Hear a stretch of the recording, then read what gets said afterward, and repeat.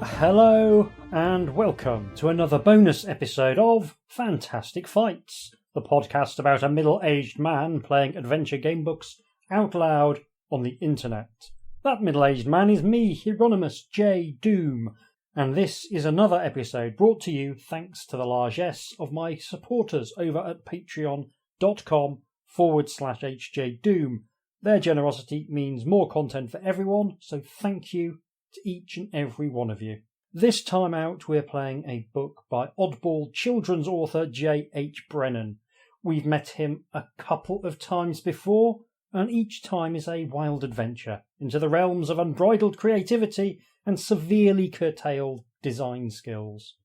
We played a Grail Quest book, which was quite funny but highly scattershot, and a frankly insane retelling of Frankenstein, which appeared to have been written in a fever dream and also didn't work properly. Most of his books are aimed squarely at younger readers. He has a chatty, informal style which veers between charming and deeply irritating, sometimes in the same sentence. This time we're playing a gamebook from another series he did which allegedly have a slightly more mature tone. We're playing Sagas of the Demonspawn Book 1, Fire * Wolf. Will this be any more coherent than the last effort? I've already looked at the character creation rules and I have to say it seems doubtful. Let's dive in and see if you agree with me. Now, I don't normally script the character creation part of the intro, but I feel like I have to write some notes just in order to keep track of everything, because the crazy is kicking in straight away with this one.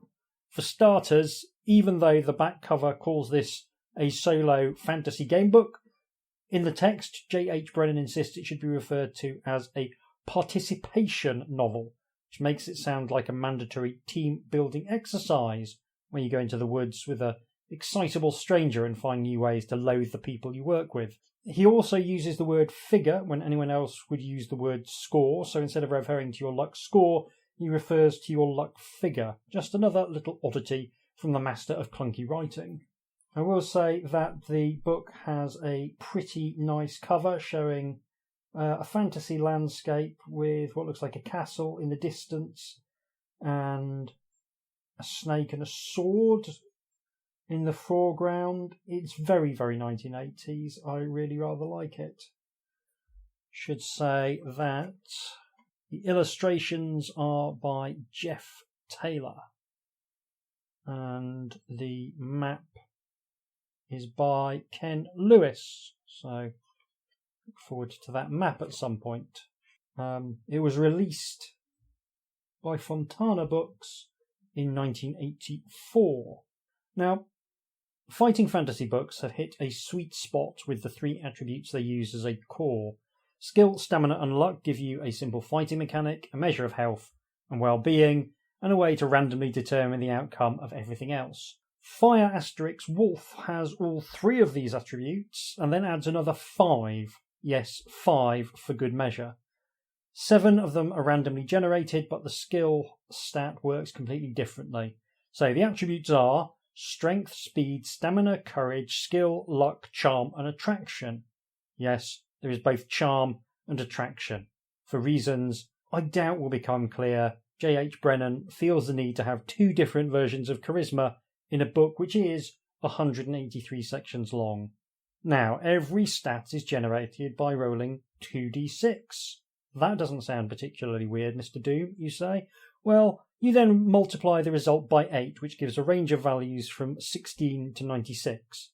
Specifically, a range of 11 values between 16 and 96, but I digress. And it's sort of a percentile score. Now, that's kind of interesting, except for the fact that the book never actually asks you to roll a D100 because that would make sense. Instead, the book will sometimes ask you to test an attribute by rolling 2d6 and multiplying the result of that by 8. Is that functionally the same as rolling 2d6 against a stat in the range 2 to 12? Yes. Yes, it is. I'm already slightly tired.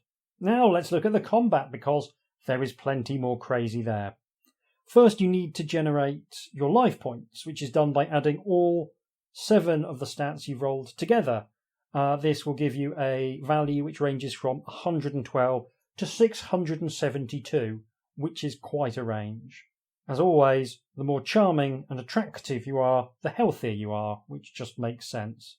Now, let's get into the meat of the combat. You first need to work out who attacks first. You might think that this would be done with your speed stat, and you would be 33.3% right, because you do it by adding together your speed, courage, and luck scores, then adding 2d6 and doing the same for your opponent with the highest score going first. This secondary attribute, which he doesn't even bother to name, can range from 48 to 288. I foresee a lot of occasions when modifying this value by between 2 and 12 will make absolutely no difference to the outcome. Nothing quite like making your already cumbersome system largely unnecessary to really stick it to the player. And it also means that your speed stat represents only a third of your actual combat speed, which makes total sense, obviously. So, having worked out who goes first, the combatants take it in turns to try and lamp each other. Which attribute governs this? Almost none of them, because you fight by rolling 2d6 and any roll of 7 or higher is a hit. There is a small way of modifying this. So the target number can be reduced by 1 for every 10 points of skill you get.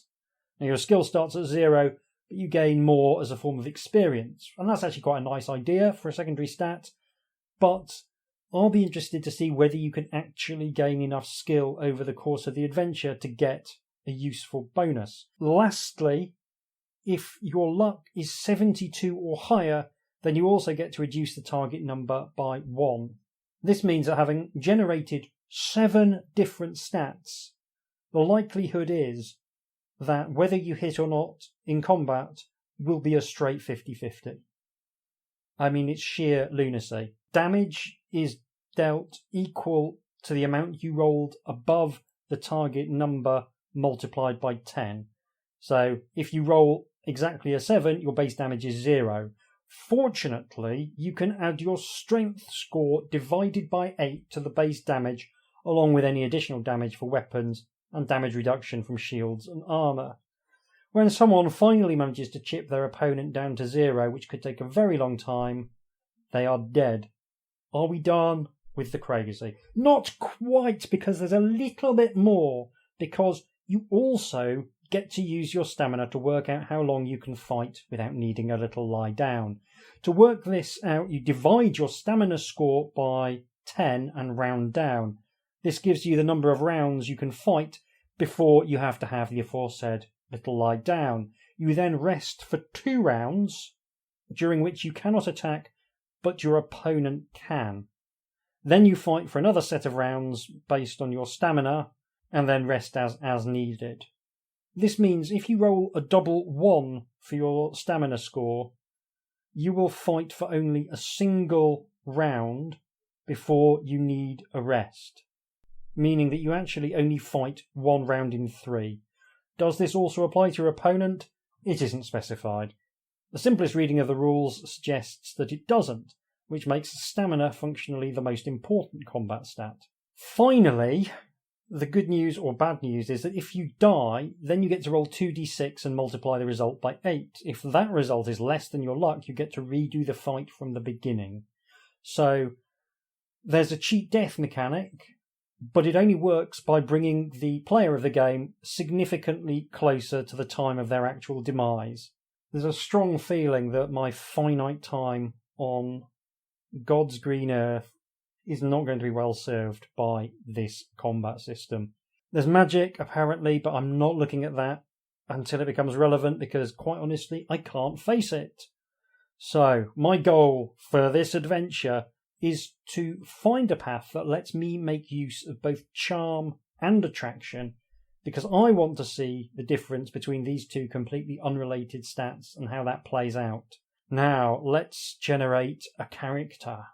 Character we play is given the completely insane name Fire * Wolf, which is somehow even stupider than the ludicrous names I traditionally come up with every episode.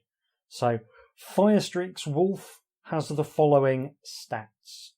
I rolled an 8 for strength, which gives me a strength of 64. I rolled a 4 for speed, which gives me a speed of 32. A 5 for stamina, which gives me a stamina of 40. A 5 for courage, which gives me a courage of 40. A 9 for luck, which gives me a luck of 72, which means I do get the luck modifier in combat. I rolled an 11 for charm, giving me a charm of 88, significantly more than I have in real life. And I rolled a double 6 for attraction, giving me a whopping attractiveness of 96. And even my mum wouldn't tell you that that's the case in real life. My skill starts out at 0. My combat speed, which is what I'm choosing to call the unnamed stat, that's a combination of speed, courage, and luck, is 144. My strength modifier is 6, meaning I do 6 additional points of damage every time I hit. I have an endurance of 4, meaning I can go 4 combat rounds before needing a rest. There we have it. Longest preliminaries ever. That's out the way. I see nothing for it. I've been recording for almost quarter of an hour. Let's finally dive into Sagas of the Demonspawn, Book 1, Fire * Wolf. Prologue. There is a picture of Fire * Wolf. It is not good. I would describe him as Franz Frazetta. The drinking years would be my summation of the art style. Yeah, it's not great. It's just a guy with a sword in the middle of turning around, but he kind of looks like he's just missed a bus. Here we go. Towards the finish of their vernal rites, the astrologers began predicting a further coming of the Demonspawn. Ulrich, the Knight Regent of the realm, whose monkish warriors would pay the blood price if the hellish swarm in fact arrived, took the oracle seriously and called the council. Strategies were laid, the work mainly of old Mandar, the phlogiston general, and Beni Barjane, the shaman wizard. There was, as Ulrich rightly said, a little time, even granted the astrologers were accurate. There were only 3 short weeks in high summer, when the snow thawed in the mountain passes.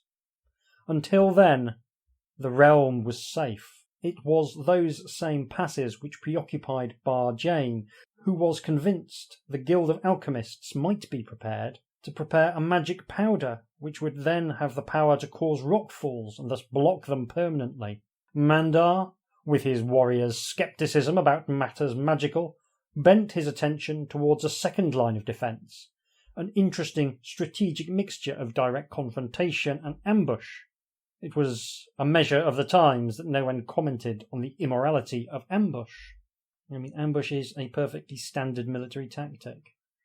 Discussions on these and several less plausible alternatives ranged for days. Do they mean raged for days, or do they mean ranged for days?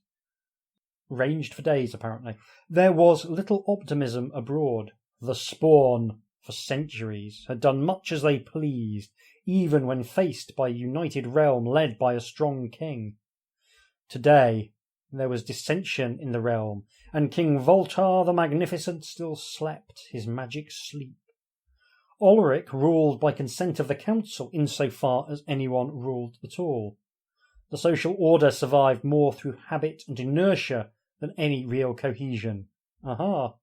It's set in Britain in 2022, is it? But could it survive the Spawn? Optimism was in short supply outside the council too. I know how they feel. Even the peasantry, inured to disaster by generations of hardship, grew fearful. The nobility, with far more to lose in many instances, planned flight. The harbour masters in the 2 great ports of Xanthus and Begrady found themselves abruptly rich. But for all the bribes, there were only so many sailing ships and so very many more noble families. And if one did not take to the seas, where did one go? Won't someone please think of the rich? Despite firm pronouncements and firmer police action, the breakdown in public order was both manifest and widespread within days of the first prediction. Any other enemy might have caused concern, but scarcely panic.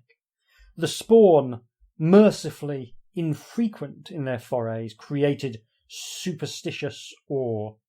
Their resemblance to humanity was superficial.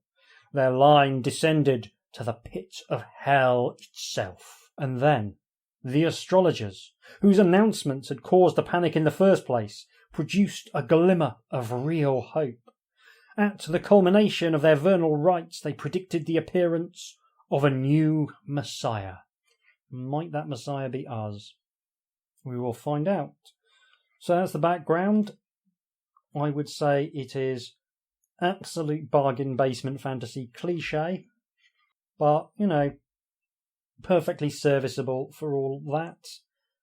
Introducing lots of people with stupid names who I dare say we will never hear from again, but, it's fine. So, part 1, The Outcast. Fire Asterix Wolf was dying.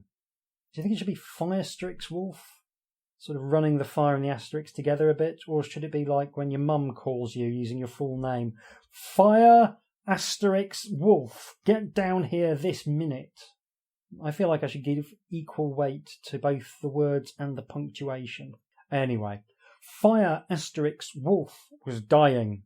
After 8 days in the wilderness, his strength was all but exhausted. His belly was no more than an aching void, his tongue large and lips parched. Legs, arms and chest were all streaked with his own blood. He could scarcely stand upright, let alone walk. Yet walk he did, in brief, staggering, swaying bursts, driven by the sheer power of his barbarian will. He no longer knew where he was going, only that he must not stop. He could no longer count the time since the men of his rock village had driven him out for the one offence their leader could not endure, but he recalled the offence itself, his cracked lips twisting in the semblance of a ghastly smile, for Alina had been too sweet to forget. She had only been 16 years old, alive with virgin lusts, and only daughter of the chief. A potentially dangerous combination, and one to which Firewolf had all too easily succumbed. So, there we go, a bit of slightly more adult material, a little bit of sauce. They had been discovered, of course. The crone who stumbled on their naked entanglement in the storage cave had hobbled away screaming, and soon afterwards the warriors had come. Even knowing their inevitable fate, Fire Asterix Wolf and Alina had awaited them at the site of their sin. In the village there was nowhere to hide. Outside there was nowhere to go. Fire Asterix Wolf might have fought when the men came, but he did not. They had their duty to the chief, and several of them were his friends. What was the point in slaughtering friends?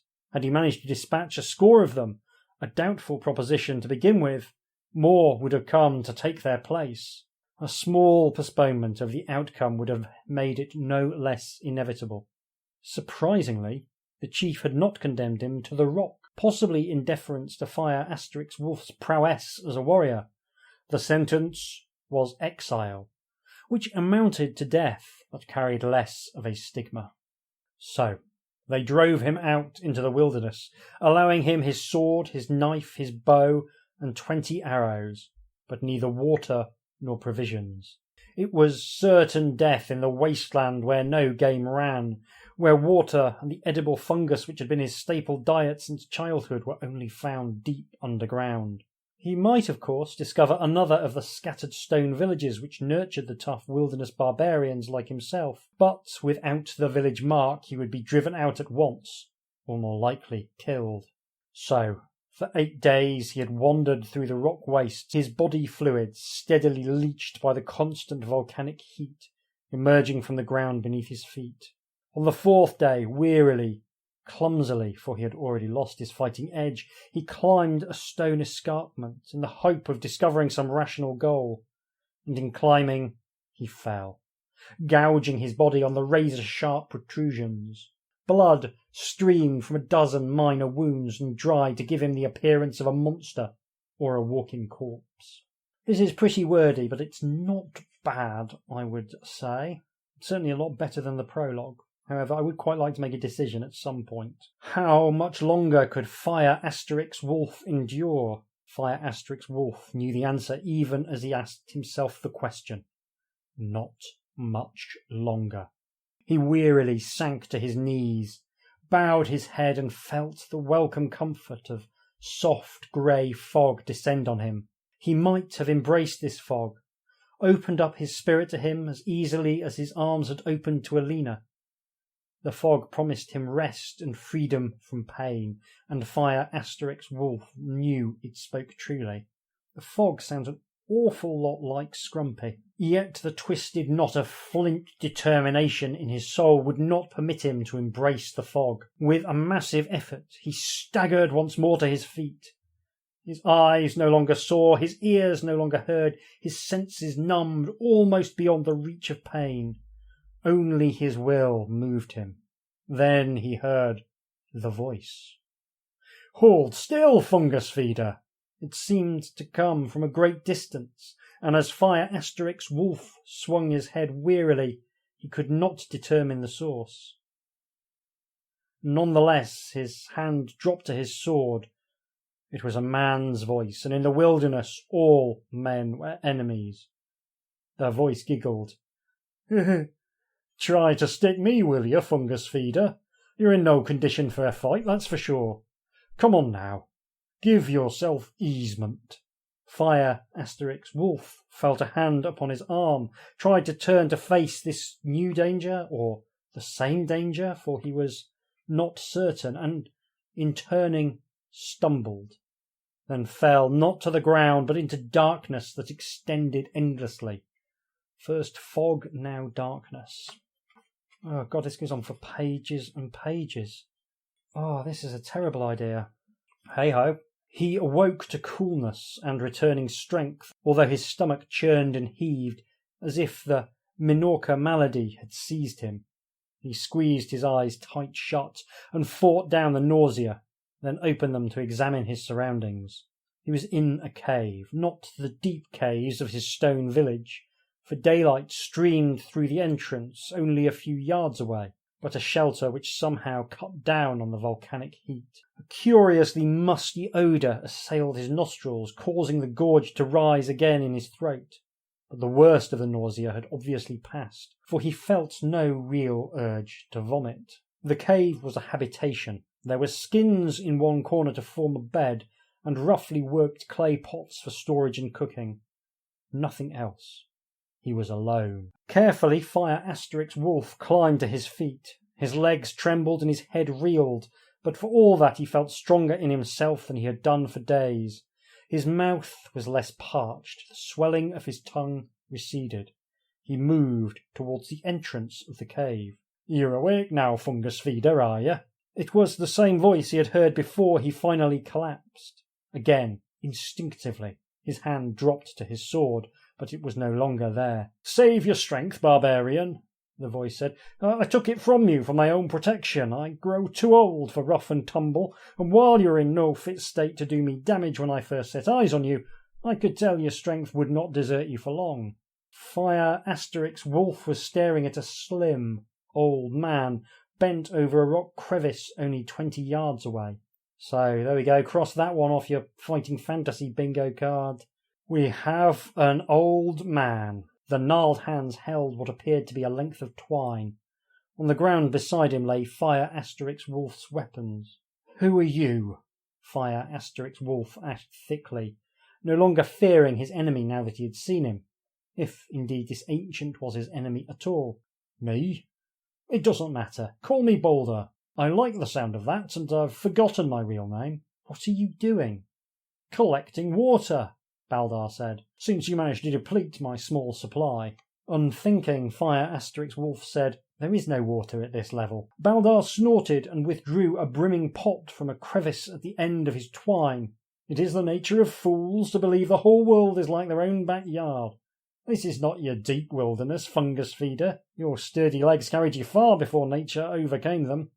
Here on the perimeter, a man may find surface water if he knows where to look." With no sign of frailty despite his advanced years, Baldar carried the pot back to the cave mouth. As he reached Fire Asterix Wolf, he placed one hand squarely on his chest to encourage him to return inside. Fire Asterix Wolf did not resist, his reluctance overcome by a mounting curiosity. Instead, he accepted the proffered pot and drank deeply. The water was warm, but good. He returned the pot and waited. There is a picture of Fire Asterix Wolf and Baldar. Low end of fine, I'm going to say. I actually quite like the old man. He's been drawn as a sort of almost kind of impressionistic crescent shape in really dark colours. Less impressed with Fire Asterix Wolf, but yeah, it's low end of fine. I'm right, aren't I not? Old Baldar asked. You come from the caverns of the deep wilderness. Fire Asterix Wolf nodded. Thought you had, though you didn't have the look of the fungus feeders. Too big, and the colouring's wrong. I was not native born to the wilderness, Fire Asterix Wolf said. I came to the stone village as a young boy. That much they told me, but how or why or where I came from, they would not tell. If they know, Baldar said. The barbarians are an ignorant lot. Fire Asterix Wolf held his temper in leash. The old man had helped him after all, and might be persuaded to help him further. Baldar seemed to catch the effort, for he grinned slyly. There's another point of difference. A real barbarian would have tried to kill me for the insult. You showed self-control. Or perhaps the gruel I fed you is still sticking in your stomach. But you'd better get used to real food, lad. You'll find no fungus here, or anywhere else in Harn. Harn? Fire Asterix Wolf echoed. Aye, Harn, the name of this god-forsaken land. Harn, with its reef-flack mountains and its realms of Voltar the Magnificent, its deserts and its wilderness, its eastern seaboard by the tranquil sea, and its follies. Too many follies, but these may end soon if the rumours are true. The old man glanced at him shrewdly. Well, barbarian and fungus eater, do you have a name? I am called Fire Asterix Wolf, Fire Asterix Wolf said, enunciating the central guttural in the manner of the wilderness tribe. So Fire Wolf. Is that sillier or less silly than Fire Asterix Wolf? Fire Wolf. I don't know. I'm going to keep saying Fire Asterix Wolf. A gooder name as any, Balder said, and better than some. I take it you'll not be returning home.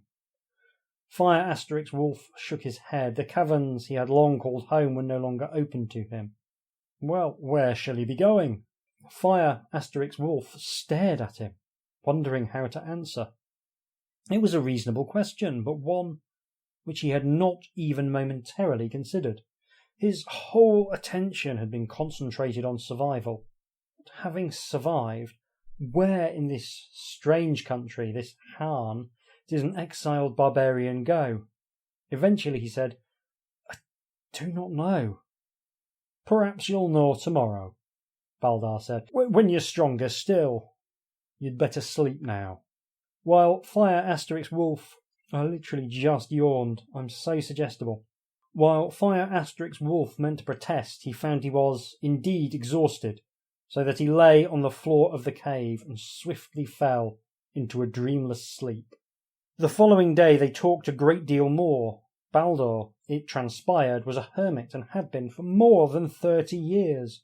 He lived off what little the land had to offer, supplemented by the occasional offerings from fools who imagined him a holy man. He claimed to loathe company, although he accepted Fire Asterix Wolf's freely enough. On the day following, Baldar actually began to teach Fire Asterix Wolf the tricks of survival in the barren steppes on the edge of the wilderness. The twin suns rose and set day after day, and Fire Asterix Wolf totally regained his former stamina and strength. Is that the first reference we had to multiple suns? Page 32. Yep, it is. He had long since retrieved his weapons and now took to practicing with them to regain his former skills. Watching him one day, Baldar remarked, You're good enough to become a mercenary. Fire Asterix Wolf, although not so good as to stay alive mercenary for long. Fire Asterix Wolf grinned. He had now grown to like the old man, but thought this foolish. Baldar caught the expression and stood up. Let me show you then, ignorant barbarian. he said peevishly.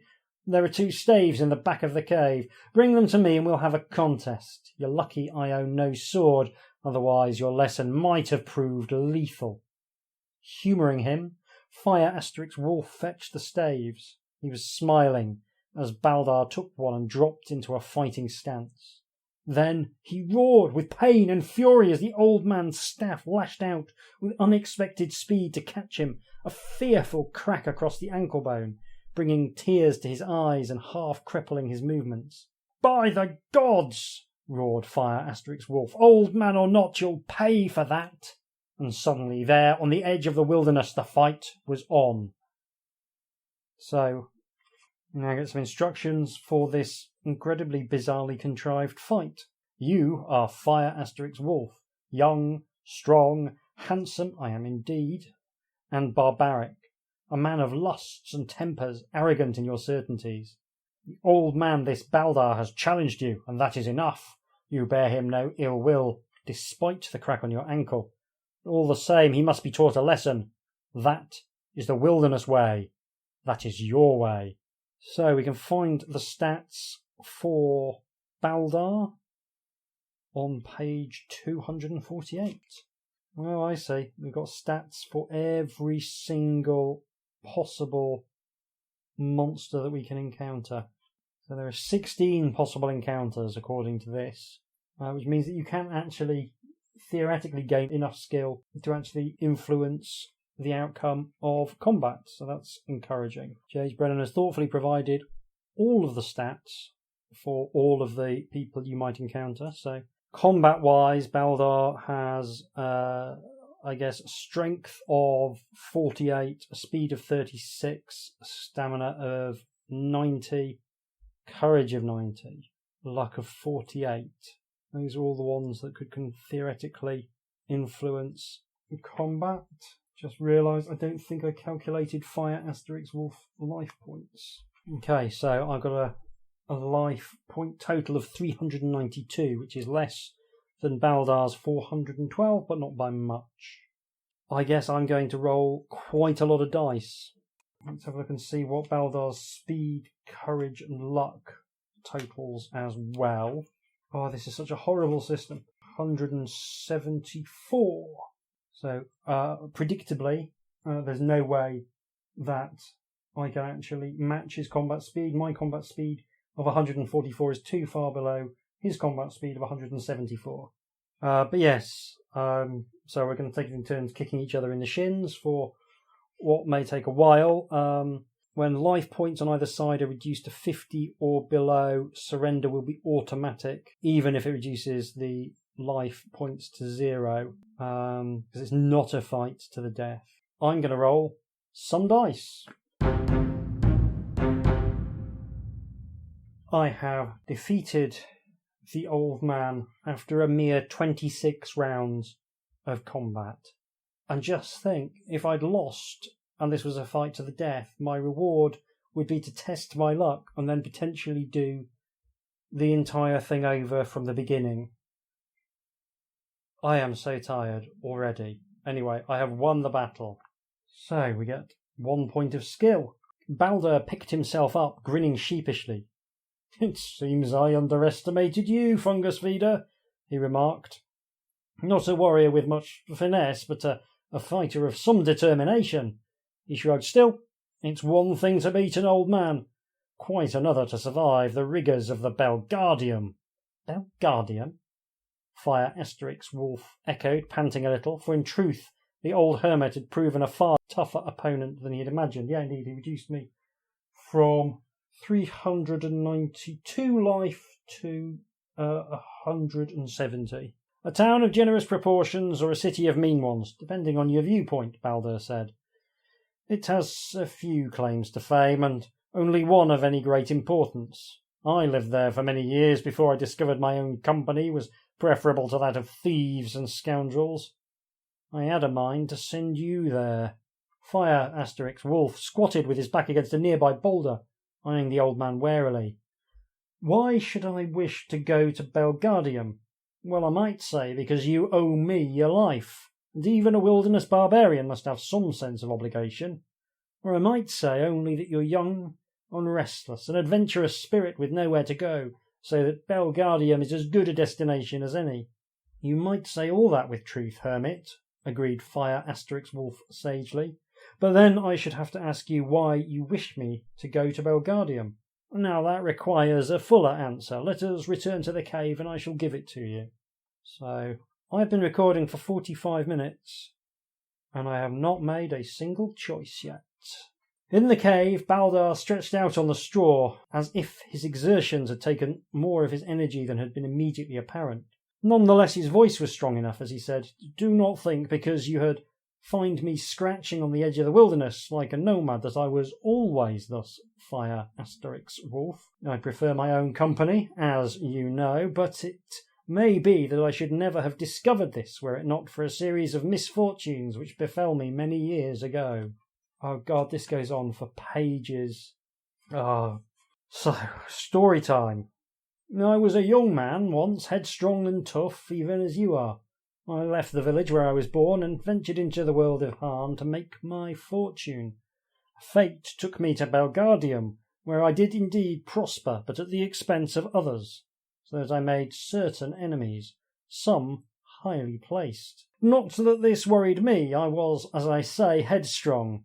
I was also in love, a great distraction from practical matters. I married a woman after some difficulties with her family, and we lived happily for 2 years before she died, marrying our first and only child, a daughter we had decided to name Yelena.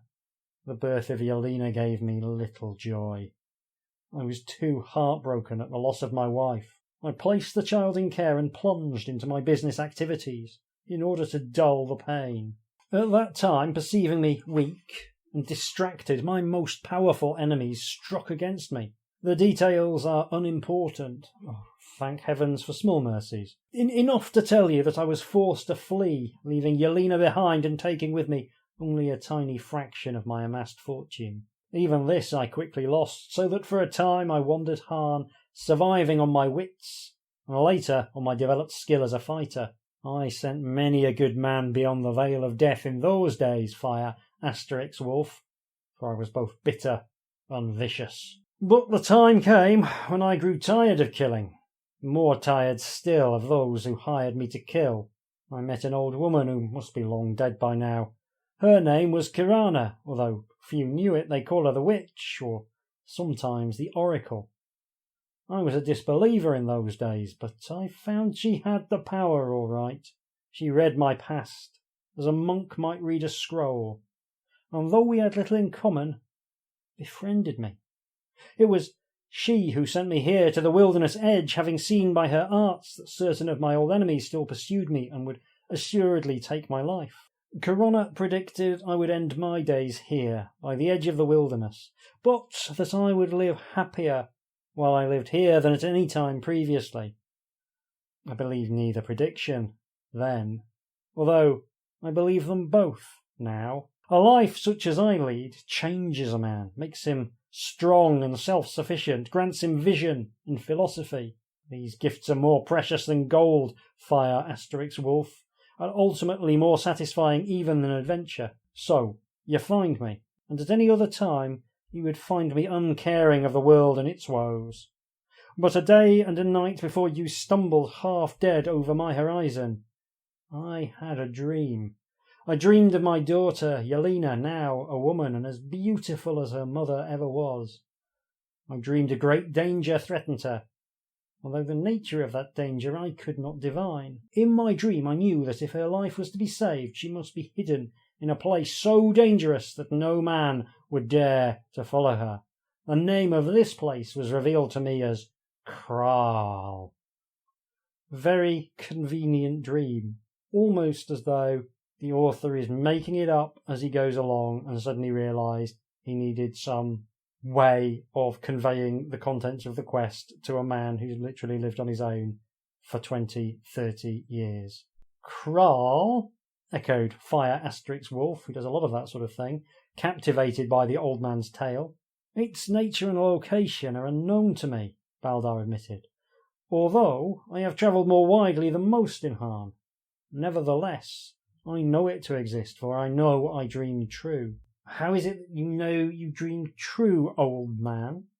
Fire Asterix Wolf asked cautiously. Because I saw another in my dream alongside fair Yelena. I saw a fierce young fungus eater from the cold caves of the deep wilderness. I saw you, Fire Asterix Wolf. And did you not come to me, half dead though you were, in a day and a night? He leaned forward, face and voice betraying his anxiety for the first time. Will you travel to Belgardium, Fire Asterix Wolf? Will you seek out Yelena and take her from that cursed place?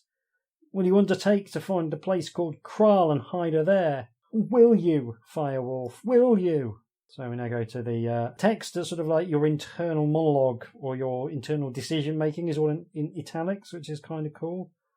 Although that's in the present tense, and for some reason the story is written in the past tense, even though the convention for adventure game books is to always write in the present tense. You can write in the past tense if you're going to be consistent about it. That's not necessarily a problem, but it does create a very different feel. The present tense has the effect of involving you more in the action.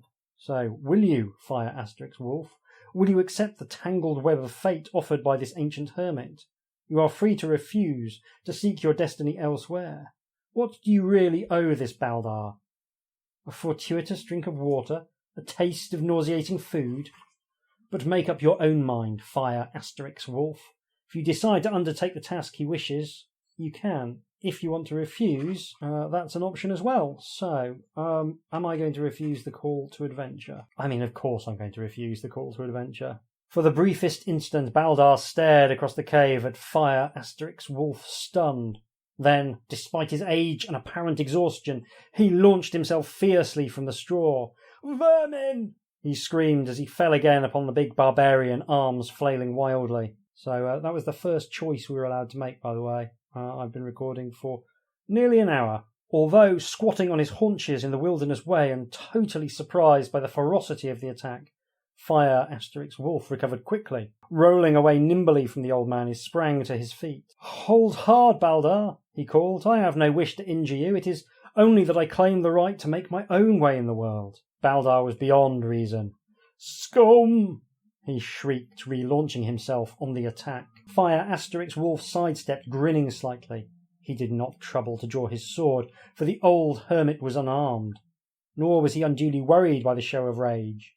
In the stone village, rage and frustration were commonplace. Baldar tripped, half fell, then recovered and lashed out again. His fist caught Fire Asterix Wolf a glancing blow. He kicked hard at the barbarian's shins, but missed completely. Fire Asterix Wolf reached out, seeking to catch the flailing arms and pin them. Old though he was, Baldar moved fast, twisting like an eel. Fire Asterix Wolf felt a pinprick at his shoulder, and noticed for the first time that the old hermit was clutching a sliver of sharpened bone, a weapon of desperation seized in the heat of the moment, and fortunately too small to do much damage. Enough, old man, Fire Asterix Wolf exclaimed again, but there was no stopping Baldar, who attacked again and again like a demon. This time, however, Fire Asterix Wolf was ready, and as the old hermit closed with him, he flung his arms wide and then closed them in a fierce embrace. Baldar wriggled, struggled, but was pinned. Easily, Fire Asterix Wolf lifted him off his feet, taking some care, at least, not to hurt him unduly. Calm yourself, hermit, he said sternly. You are too old for 2 fights in one day. Surprisingly, Baldar did calm. His muscles relaxed so that he hung limp in Fire Asterix Wolf's arms, but his eyes remained filled with anger. I shall release you if you promise to behave, Fire Asterix Wolf told him. I only wish the freedom to choose my own course, but I shall leave here at once since my presence disturbs you. Will you promise? Baldar remained dumb, his eyes turned to Fire Asterix Wolf's shoulder. Oddly, the pinprick from the sliver of bone was stinging fiercely now. Fire Asterix Wolf ignored it, tightening his grip a little so that Baldar gasped. Come now, old man, your promise. A sly look replaced the rage in Baldar's eye. You have it, fungus feeder, provided you leave me at once. You already have my word on that, said Fire Asterix Wolf, releasing him. Balder backed away, eyeing him warily. Fire Wolf's shoulder had begun to throb. Nonetheless, alert for another attack, he picked up his few belongings and made for the mouth of the cave. I think Fire Wolf might be a moron. Farewell, old man, he called back. I thank you for helping me when I needed it, and regret that I cannot help you in my turn. Half-consciously, he placed a hand on his throbbing shoulder, suspecting an infection and wondering at the speed of its development. He stepped forward and found his head was swimming. He paused, feeling a growing weakness in his legs. He swayed. From behind him, distinctly, came Balder's voice. Farewell, ungrateful wretch. It seemed to Fire Wolf that he spat upon the cave floor. Fire Wolf half turned, with spots of darkness dancing before his eyes. His shoulder was on fire now, the bones within his legs and arms dissolving. The poison is fast-acting, Balder remarked. You will feel less pain than you deserve. The dancing spots before Fire Wolf's eyes coalesced into a single well of darkness as he pitched forward, blindly. And the italics tell us an unworthy fate for heroes, but one written in the book of fate for those who commit the sin of ingratitude. So we turn to the instant kill paragraph. Thus died the hero Fire Wolf. Or perhaps the word died is inaccurate, for the universe, Fire Wolf's universe, is a mysterious place full of strange possibilities. One such possibility is reincarnation. Any reader finding himself or herself at this section may take the opportunity to create a new and hopefully better Fire Wolf by returning to the introductory pages of this book and rolling up new characteristics for him. Once recreated, Fire Wolf may be reborn at the beginning of his great adventure, lacking skill but not the knowledge he has gained. This knowledge will obviously allow him to retrace his steps quickly, avoiding past mistakes, exploring possibilities ignored on his former journeying. Thus died Fire Wolf, but his death was a new beginning. So I don't have a problem with it being an instant death for failing to answer the call to adventure at all. I'm going to invoke the sausagey-fingered bookmark rule, of course, to take us back to the cave where we will make the other decision. I do have a problem with the fact that the first choice we get to make isn't really a choice at all. That's shoddy. I mean, I knew there was probably going to be an instant kill, but yeah, I wanted to test it out. So I don't have a problem with it. I do have a problem with the amount of time it took as well. This is incredibly flabbily written. Small wonder that it only runs to 183 paragraphs. And again, it's fine being wordier in some ways. It's just a different choice. But there is just no real decision-making happening.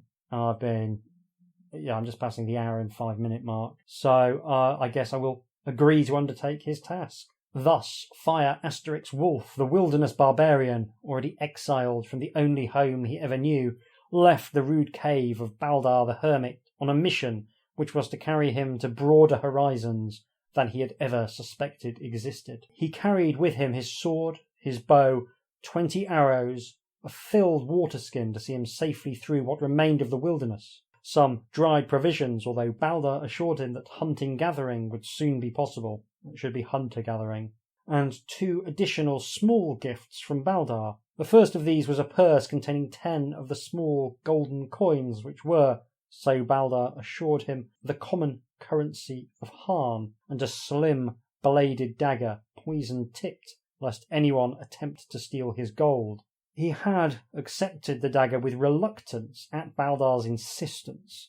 He disliked the idea of poison, for such weapons went contrary to all he had been taught to believe in the wilderness. But he took it to please the old man and promised himself it would never be used except in the direst emergency. So there we go, got some swag from moderately successfully beating up an old man and then offering to do him a favour. In his head, Fire Wolf carried instructions. Balder had offered to draw him a map on cloth, but Fire Wolf was unfamiliar with such things and preferred the wilderness way of memory. This is my 3rd go out of this sentence. As Balder described the landmarks, Fire Wolf pictured them in his mind, linking each, with each, and had only to conjure the same vision as he walked in order to find his place. For a day and a night the going remained rough, but gradually, as Baldar had promised, the wilderness edge gave way to shrub, then grassland, increasingly fertile. He saw game, and eventually, as his small stock of provisions ran out, was forced to hunt. He proved skillful enough. All children of the wilderness, male and female, were taught archery from childhood, on account of the frequent wars between the various stone villages. And animals were easier prey than people, for at least they did not shoot back. His main concern was eating meat, which revolted him even when cooked, as Baldar had shown him. A lifelong diet of fungus had conditioned his palate so that even vegetables seemed repulsive.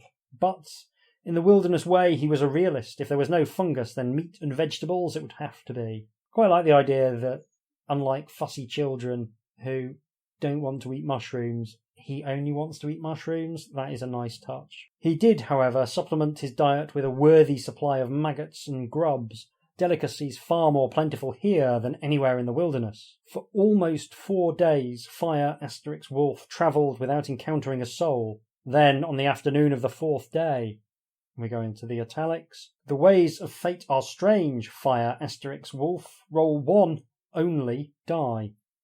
Compare the result with the table below, then turn to the section indicated. So, again, no actual choice. We randomly determine what is to happen. There's 3 different possibilities. I roll a 5. With no warning whatsoever, a feathered arrow embedded itself in the ground at Fire * Wolf's feet.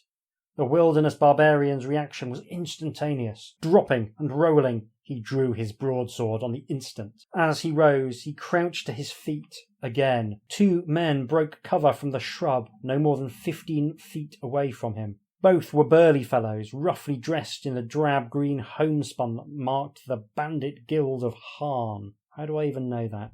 How does he even know that? One carried a sword, the other a bow, which he was even now exchanging for his own sword. Both were grinning. "Fast reactions, traveller," called the foremost of the bandits cheerfully.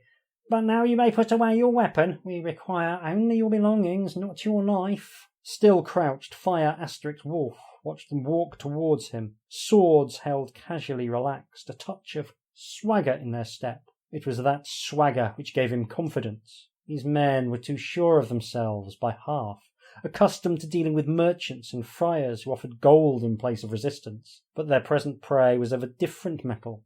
Their present opponent was a wilderness barbarian. "What is it you require of me?" he asked softly, maintaining his stance. "Why, no more than what you have, traveller. A small donation for safe passage, a coin or 2. He held out one broad hand, still grinning, and with a swift movement of his sword, Fire * Wolf severed it completely from his arm. An unfriendly gesture, but the wilderness way. Now, Fire * Wolf must fight both villains and defeat them. For bandit combat stats, turn to page 248 and calculate the outcome. The bandit with the severed hand begins the fight with 20 life points subtracted from his total and will automatically lose 10 more each combat round in addition to any further damage Fire * Wolf may occasion him. That is cool. Like credit where credit's due, it's a little combat trick I've never seen before. Putting a timer on the opponent as well. I am stealing that. I've done stuff in the past which involved putting a timer on the player, but yeah, this is awesome. That's a really neat little combat trick, and I like how it ties into the narrative as well, like hacking the arm off. That's genuinely great. What isn't great is that I now need to fight 2 bandits. So let's have a look at their stats. So they've got 272 life points apiece. One of them is now down to 252. They don't get a luck bonus. They get a strength bonus of 5. So they have 272. I have 170. I have no chance to heal in any way, shape or form. I'm going to roll some dice and die, basically. After 4 rounds, when I kind of have to have a little lie down for the first time, I'll be taking, depending on who goes first, I'll be taking 4 to 6 unanswered attacks, which seems like a lot. And given that everyone is basically just as good at fighting as everyone else, I think that's going to be fatal. So anyway, I am going to roll a lot of dice. A lot of dice.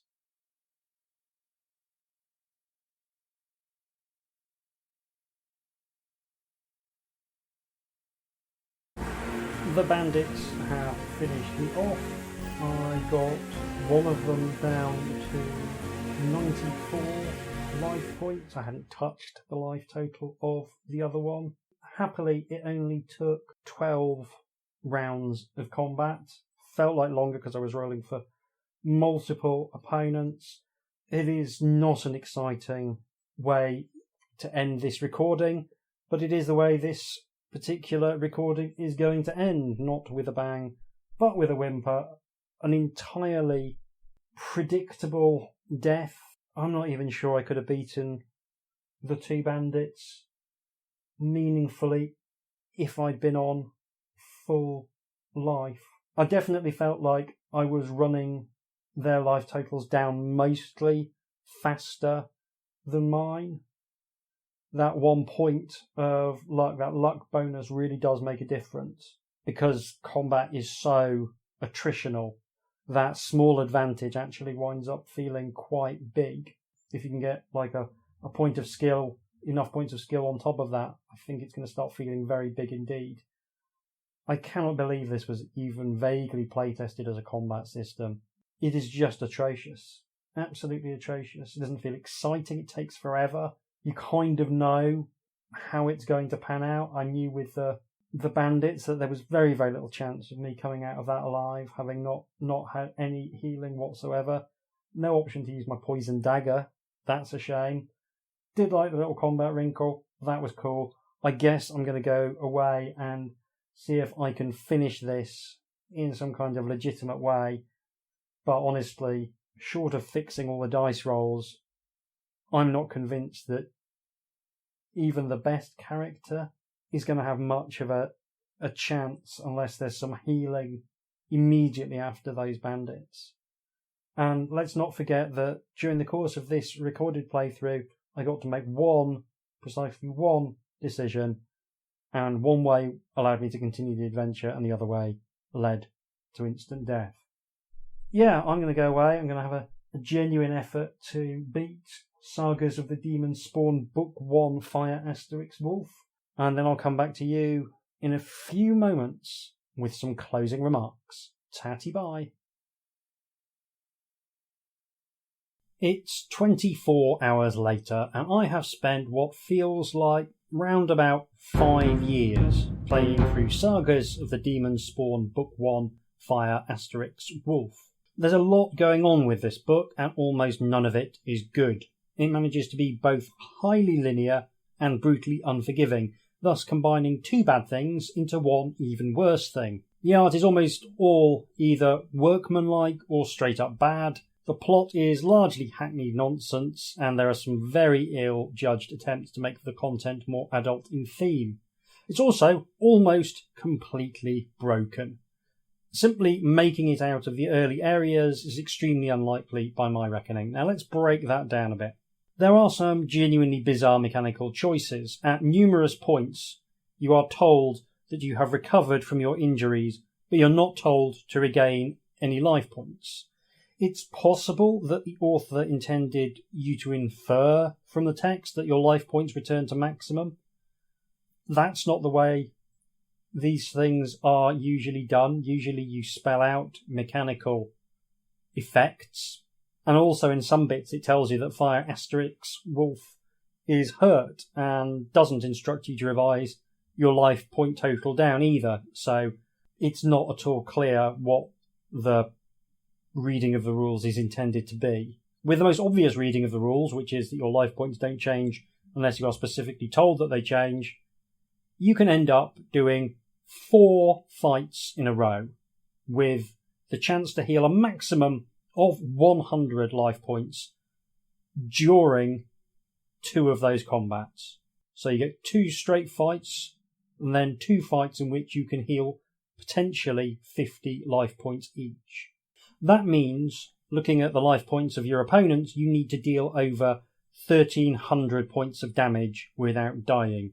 You will have an average of about 400 life points to play with. If you don't have a decent luck score, you will do damage at broadly the same rate as your opponent, modified slightly about whether you've got a higher strength than them, but if their strength is in a similar range to yours, you're going to be actually chipping away at each other at broadly the same rate. So you need to do more than 3 times your own life points in damage without succumbing. That's highly unlikely, especially given the maddening need to pause for a breather at regular intervals in exactly the same way that Conan doesn't. I don't think it's likely, even with really good stats, to be honest, but I'm not crunching the numbers because life is too short and those combats take forever to run. In addition, most of the monsters have superfluous scores for things like charm and attraction. One, the illusion lizard, only has 2 stats and doesn't have speed, courage, or luck listed, which means that you have no way of calculating who goes first in combat. One of J.H. Brennan's signature moves is forgetting or ignoring how his own terrible systems work. And that's something we're going to be coming back to. Let's talk a bit about the structure. It is so linear. The action is broken up into discrete acts, which draw attention to how few choices you actually make to get there. There's almost more decisions that are made on the roll of a die than there are decisions you get to participate in. There's barely any attempt to connect the different sections logically. There's a trap in a castle where the possible outcomes are appear in an alchemical lab with no idea how you got there, wake up in a strange bed, appear in a cage above a courtyard, find yourself standing on the battlements of the castle, appear beneath a tree outside the castle, or meet a lich-type fellow who's on his last legs. That is quite the varied trap. I suppose it is just technically a teleport trap, but one that has no rhyme or reason to it whatsoever. It reminds me of the D&D games I used to run for my friends when I was 12, which were basically a series of disconnected vignettes based on whatever random thoughts were firing in my brain. Now, John Woo allegedly said that whenever he was stuck for a plot point, he just had a man jump through a window with a gun and then tried to work out how and why he was there. Brennan has the approach that working out how and why anything happens is just a waste of your valuable time. When in doubt, just teleport a character somewhere, or failing that, just have something teleport to where the character is. At times, it feels almost like a David Lynch movie in the final act where you're really struggling to parse what's going on. The fact that there's at least one section that doesn't tell you where to turn next only adds to this disorientating, dreamlike atmosphere. Congratulations. Your adventure is over, maybe? You just stay wherever it is you've ended up? The number of sections without exits seems to increase as you get further into the adventure. Excitingly, there's one mandatory section which points to nowhere. So the game, as published, is completely broken to the extent that you can't complete it. Because I am a professional, I searched the internet and found an online playthrough which suggested the next likely intended section, since the French edition of the book actually fixed the broken part. The bit you go to is a complete non sequitur, but hey, what was I expecting? There are a lot of instant death sections because writing branching adventure paths is hard and time consuming. You need to write some notes or possibly even draw a diagram of how various bits connect. Far easier just to write whatever comes into your head, and if you find yourself getting confused, then just kill the player and make them start again, so that there's actually only one route through the slightly convoluted bit you've done by accident. I thought Creature of Havoc got a bit oppressive with the instant deaths, but it's got nothing on Sagas The Demonspawn Book 1 Fire * Wolf. The way the sections are organised tend to suggest that it was written in one draft as well. Most sections are extremely close to each other, although that does change a bit as you get deeper into the book, which tells me that the author didn't have a total section number in mind and didn't want to go back and muddle them up once he'd finished. I mean, let's be honest, once they've agreed to print the damn thing, you get paid the same regardless of how many drafts you do. And that approach might well fly with bashing out a children's novel. And don't forget, I have said that I really, really loved at least 2 of his children's novel when I read them as a child. But game books actually require a design phase and multiple drafts if they're going to make logical sense on any level. And J.H. Brennan is just unwilling to put in the time and the effort required for any element of gamebook design. He's not willing to design a system that makes any sense. He's not willing to design a narrative that makes more than the most bare bones sense, and he's certainly not prepared to design encounters in such a way as they make sense. There's a version of Elric of Melniboné's sword Stormbringer in this book, which is particularly cruel as it reminds you that you could be reading a Michael Moorcock novel. And you can find the exact same sword in either a ruined castle or a stone circle, which are the only two locations you can go to. So there's no way not to find Tesco own brand Stormbringer, which makes the preceding choice broadly meaningless. After you find it in either of these two disparate locations, the author just teleports you to the next bit because he wants to set you a puzzle and he doesn't really care how you get there. Little Stormbringer does make every subsequent fight more or less a walkover because it's got a lifesteal mechanic. I am kind of curious as to how he balances that very broken mechanic in later books. My suspicion is that he doesn't, because I don't think he's ever played one of his own books.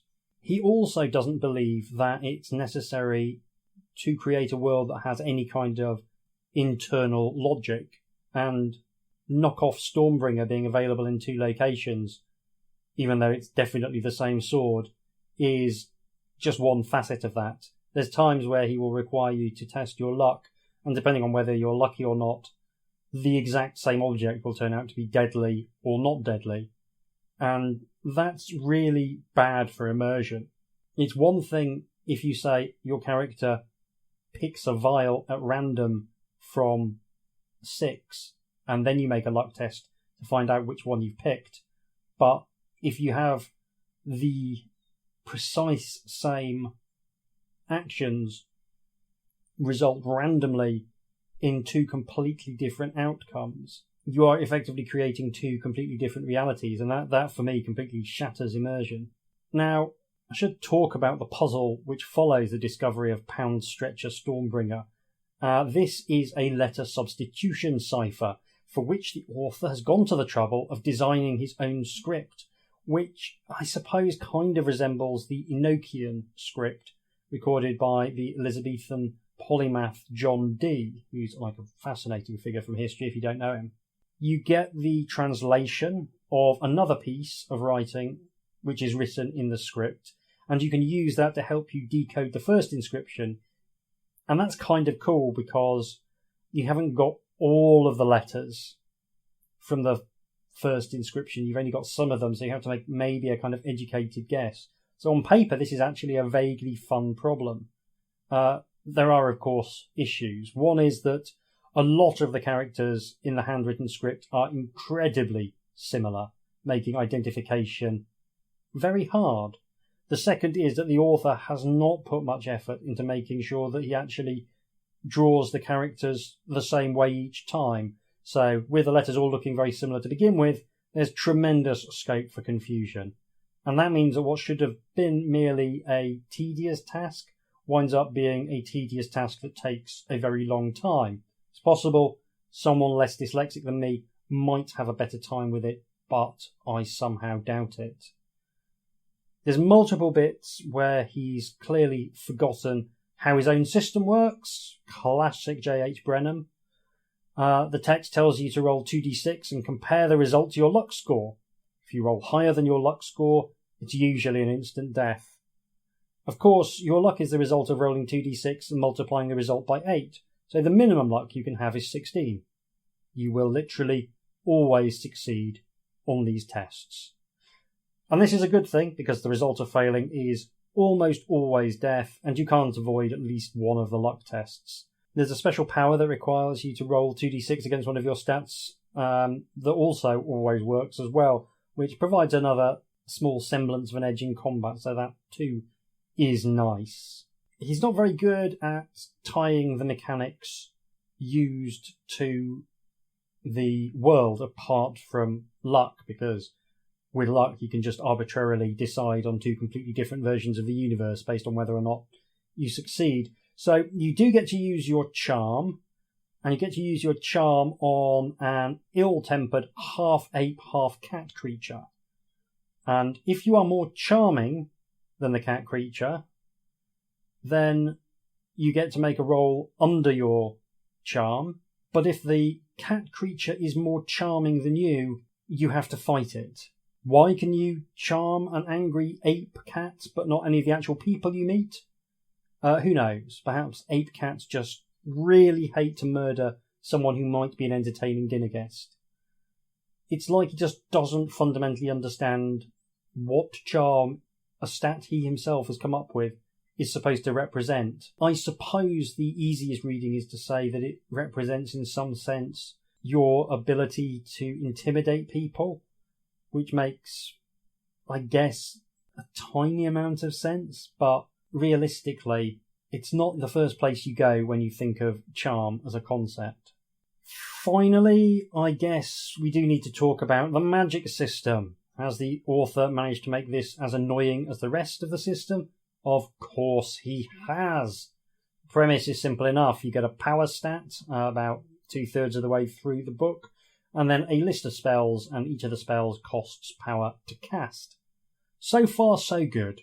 This seems perfectly reasonable. Plenty of magic systems in fantasy role-playing games use a variant of this system. The first problem is that Fire * Wolf is a reluctant wizard to the extent that you need to roll a 4 or more on one die to even get the chance to cast a spell. Once Fire * Wolf has overcome his revulsion, you then need to roll 2d6 and roll a 6 or more in order for the spell to work. And that means that you'll actually get to cast a spell slightly more than 1 in 4 times, because what all players love is being given a power and then stopped from using it the vast majority of the time. The spells themselves are very standard, mostly things that give you a little edge in combat. There's some that allow you to escape from combat, and there's 2 different ways to go back to previous sections, which is faintly nice. Functionally, it's a kind of save point that only works 30% of the time. Oh, by the way, if you fail to cast a spell, the power that you've spent is completely lost as well. Is there anything laudable I can actually say about this book? Well, I will say the writing style is fine. Brennan has his style, which I think plays better with younger readers than adults, but he knows how to write serviceable prose that is clear and direct. His informal, chatty, authorial asides seem even more out of place in this more adult book, and frankly they do set my teeth on edge a bit, but to be honest that could be because I'm 43 and I've forgotten what actual joy feels like. The long passages are a chore to read out loud, and they're also bizarrely immersion breaking, because if you're playing an adventure game book, you want the opportunity to make decisions. That's the thing the game book provides. You want that opportunity, and having it largely taken away from you, even if the writing is actually perfectly serviceable, breaks immersion in a slightly odd way.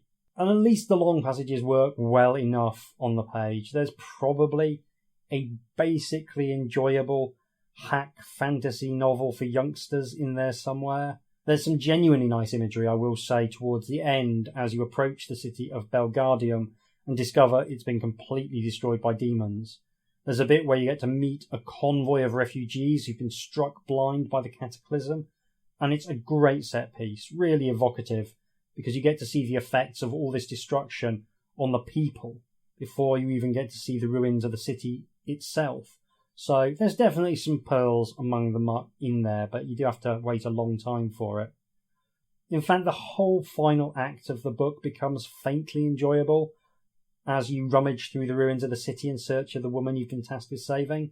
There's not much mechanical interest to it, but I was left with strong images of the devastation wrought by the demon horde, and it was a good way to finish. The book also ties up fairly neatly, while also leaving some decent cliffhangers, and doesn't have any genuinely gigantic plot holes. It doesn't do the thing that he sometimes does of forgetting how he started the book before he's got to the end. He does at least vaguely remember what the setup for the book was. So that's good. Obviously, it finishes on a cliffhanger. There are lots of unanswered questions. I guess to tease you into playing the next book in the series, which I won't be doing unless I decide to do some kind of demented charity live stream of it, which I might actually do possibly over Christmas if I do it okay with my schoolwork. It's not really a compliment, but I will say the subdued but frequently present sexual content comes across as more carry-on film than anything else, and I perversely quite liked it for that very dated quality. I mean, it's thoroughly regressive in its attitude to women, of course. If this were written today, I'd have a huge problem with it. But it was a trope of fantasy stories of the time, which were marketed largely to teenage boys. And marketing to teenage boys in and of itself isn't a problem, but of course the issue is that so much pop culture was and is directed at teenage boys and theoretical adult men with the emotional maturity of teenage boys. That continues to be a huge issue in our culture. Sometimes choosing to sleep with a woman is fatal, which does at least make the female cast feel less interchangeable. I will say there's also a section that requires a successful attraction test to avoid being sex murdered by a woman who's actually a Black Widow spider. So the more handsome you are, the less vulnerable to Black Widow spiders you are, which obviously makes all the sense in the world. But it does mean that I got to test both charm and attraction during the course of the book, so at least I got my little wish there. I also listened to a good chunk of the Ramones back catalogue while I was fighting my way through this book, and that's never wasted time as far as I'm concerned.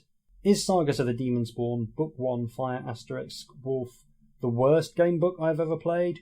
Yes. I don't think it's even that close. It's simultaneously too long and too short, which is a good trick. It's wildly deadly. The system is so bad as to be functionally unplayable when the author can even remember how the system actually is supposed to work. It's one of the worst things I've ever subjected myself to. That's it. That's what it boils down to. This is bad. It's not even funny bad for the most part. It's just bad. It's even worse than Space Assassin, and I do not say that lightly. Amazingly, there is a digital edition of all 4 books in the Sagas of the Demonspawn series, which is about a £5. So if you want to subject yourself to the nightmare cheaply, you can.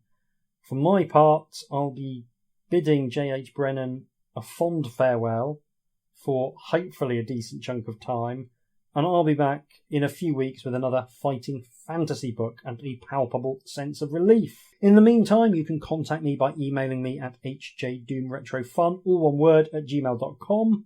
Thanks very much for listening. Take care, and I'll see you soon.